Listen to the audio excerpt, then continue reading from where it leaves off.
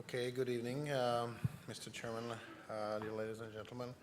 I'm just going to show you our way to do ECPR. We are performing this routinely from 2011, and this is a patient from 2006. 13 years ago, a young lady being brought up to ICU for refractory cardiac arrest. I have resuscitated her for 2 hours and she died. And this was a case that I decided we have to do something more for those patients, and there is a start of our ECPR program actually. CPR means that you continue with the CPR using a mechanical device, usually VA ECMO. There is some signs that also other devices might be used, but at the moment all patients are being treated by the regular VA ECMO, meaning you suck the blood from the right side and put it back to the left side. ECMO is increasing, and also ECPR is increasing. It's very attractive, it's very sexy, and everybody wants to do it because patients die. And there is a lot of patients who are young, who have a catastrophic event of cardiac arrest, and they have a very good prognosis for critical illness, actually. And if you take into account that from the Paramedic 2 trial being done in UK recently, the survival was 2 to 3%, 2 to 3% only. Anything that could help to improve the outcome in out-of-hospital cardiac arrest would be very beneficial anyway. So let's have a look at the routine patient. This is how it looks like. All the patients look the same. They come in possibly to the Cath lab, as we do. They have many defibrillations. This gentleman was 40 years old. He had 9 unsuccessful defibrillations for VF. And he appeared 35 minutes after collapse on the Cath lab table. And I'm going to talk about a thing that we don't have too much data. But my question to you is, would you be able to randomize this patient to ECMO or no ECMO? Who would be able to randomize? Please raise your hand. Who would not randomize and put ECMO? Okay. And who thinks that it is ethical to randomize those patients? Who thinks it's unethical to randomize those patients? Thank you very much. So, this patient survived, actually. Okay, another case. Again, 40 years old, out-of-hospital cardiac arrest, re-STEMI, acute thrombosis in 2 stents, CPR for 45 minutes. With ECPR, he got aspirin, heparin, 2B3As for the thrombosis. You can admire bleeding from everywhere. 15 units of RBCs per 24 hours, 16 units of frozen plasma, 4 units of platelets, and died next day in refractory multiple organ dysfunction syndrome. Should I ask my questions from the previous slide again?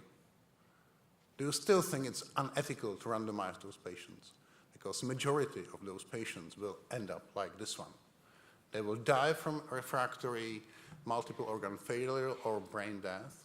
And if you do your best, as been seen in the previous talk and many other, we will reach maybe 25 to 30% in unselected cohort. If you select, of course, you'll get a better outcome. Okay, so, and more importantly, we have no idea what the patients would like us to do. What we do is we assume that we want to live. So in case of cardiac arrest, we resuscitate, despite the fact that effectivity of what we are doing is 2 to 3% generally, or maybe 5% in, as per older studies. So we are not able to ask those patients whether they do want us to do what we do. It's high cost, it has a poor prognosis, and we potentially can harm those patients with bridging to nowhere and averting actually the very fast death by prolonged ICU stay and by prolonged suffering for both patient and family and also for the medical staff. So it's very controversial. Controversy number 1. Controversy number 2, what is the evidence? The evidence is slow. So should we perform interventions with limited evidence-based medicine evidence, actually? And this is the only evidence we have so far. This is a meta-analysis, and there has been 10 studies with cardiac arrest, more than 3,000 patients enrolled, 13% more higher outcome, and 14% more occurrence of normal neurologic outcome in ECPR cohort versus conventional CPR. So we do have some data in a meta-analysis, some evidence in the meta-analysis, but not a randomized trial so far. Anyway, it's been recommended in the guidelines from 2015, European Resuscitation Council guidelines, that ECPR should be considered as a rescue therapy. And they also stated that there is an urgent need for randomized studies of ECPR. Therefore, we do a randomized study, and this is 6 ongoing randomized studies in Vienna, Maastricht, Michigan, Paris, and our Prague randomized study. Where those patients come from, it's out-of-hospital cardiac arrest and in-hospital cardiac arrest. You have to be aware this is totally different populations of patients, totally different causes of that, and totally different causes of refractoriness, usually. So, and taking this into account, again, the major issue is not the fact that we are able to put a patient on ECMO, because if you train for a couple of weeks, maybe months, maybe years in this, you will be able to do it. But the other thing is the problem is logistics, the time, because with time you decrease the chance of survival, based on the time just of the resuscitation, based on the number of defibrillations needed. This is a nice study from Sweden showing, based on almost 20,000 patients, that more defibrillations you need, it's 5, 6 defibrillations, 6, 7, 8, the worse is outcome. So if you need more than 7 defibrillations, your chance for survival is very poor. So probably we should think about something to do else is when we have 3 to 4 defibrillations where the outcome is still around 15 to 20%. And this is a nice study from Canada, from Brian Grunow, showing that at the minute 16, there is a breaking point, 16 minutes of resuscitation, where you should think of ECPR, maybe changing your further treatment, because those patients who survived, 50 and 90% of survivors reached return of spontaneous circulation in 7th and 24th minutes. So the chance for favorable outcome after 24 minutes is very poor. And based on this AUC analysis, the breaking point is exactly after 16 minutes. So taking the pre-hospital, no-flow, low-flow phase, within 16 minutes of CPR, we should decide whether we continue or whether we take the patient for other treatments. And where should it be provided? I suggest in hospital. I'll tell you why. There is others suggesting other places. And if in hospital, it should be the ER, Cath lab, or ICU. We'll have actually a small pro-con debate with my friend Lionel. And he's proposing that you should take the patient, you should take the ECMO to refractory patient. In Paris, Regensburg is doing the same, and maybe you will implant it anywhere in the Louvre, subway, in the supermarket, or whatever. And I'm saying that I would take the patient and I would bring it to ECMO center, as in Vienna and Prague, and probably to Cath lab or to any place where you are able to implement ECMO within 10 minutes. However, other determinants are crucial, not just fact that you are able to implant ECMO in supermarket or in Cath lab to gain acceptable outcomes. Bystander CPR and high-quality bystander CPR and high-quality advanced ACLS is extremely important. In many studies, it has been nicely shown in this meta-analysis that worldwide bystander CPR improves outcome, and moreover, it improves outcome in shockable rhythms, and this evidence is very strong. In Prague, if you got a cardiac arrest in Prague, your chance to receive bystander CPR reached 80% in the past couple of years, which is quite good, and Prague Emergency Service has worked a lot on this. So this is a prerequisite of success.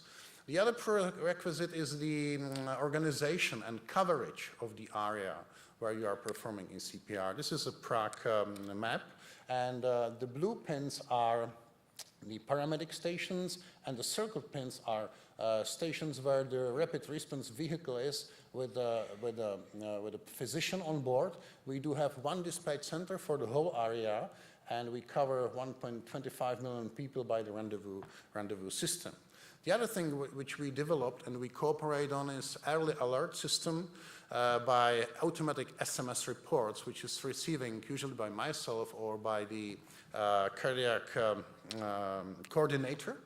And we are receiving those SMS, which is aviso from emergency service. And we also get the age of the patient and exact time when the telephone-assisted CPR started. So this is bystander CPR assisted by a telephone with the dispatcher, who is saying to the layperson on scene what they have to do. And this is important because first we know the age, and the second we know the exact time when this started. And all of you who are performing resuscitation medicine, you know that it's so difficult sometimes to estimate the times when actually the collapse occurred. And I must say my wife loves this SMS when they come at this time, actually. Okay, so how it's organized. We take only witness cardiac arrest. EMS dispatch center is being alerted. EMS crew is being dispatched, and the telephone-assisted bystander CPR is started. At the same time, we are receiving the SMS alert, so we can check whether we do have available ECMO team, capacity, bed, device, or whatever. And if the crew comes to the scene and they start ALS, if it's more than 5, and usually it's more, 10, 15 minutes, if there is no risk, we got in touch and we either randomize or just say that the patient can come under CPR. Why the Cath lab? Why do we take patients to Cath lab? We are used to perform emergency procedures. Team is well trained for CPR. Equipment is available. The team is actually available 24/7. During the day, we are available immediately within 15 minutes. During the night, it's more difficult. It's 30 to 45 minutes, depending on who is living where, because we are outside from the hospital. We are used to use ultrasound, X-ray, and all other equipment for urgent cannulation. We have ECMO machine pre-primed 24/7, and we do not perform blind wire insertion into the vessel, which is important. I'll talk about later. And why, again, etiology of refractory cardiac arrest. This is our not published analysis of our causes for cardiac arrest. 62% acute coronary syndrome, and many others are also of cardiac etiologies. So if you look to the coronaries, there is much more left main in refractory out-of-hospital cardiac arrest, some more right coronary arteries, and some more chronic total occlusion. So a good job for interventional cardiologists. So if you come with a cardiac arrest under CPR, you will be expected at the Cath lab, which looks like this. And we have ECMO, an echo machine. We do have, of course, nurse for monitoring tissue perfusion, a ventilator, Lucas carbon plate, and some team consisting of usually 6 to 7 people. And this is how it looks like. Yes. So just let me show you 3 minutes video of the real case. So the patient has been scheduled for being admitted under CPR. The advantage of our institution, which is very old, actually more than 200 years, is that there is a very short way from the emergency car to the Cath lab. You see, this is the way, which is like 10 to 15 meters. So it's a very short time to take the patient from the ambulance vehicle.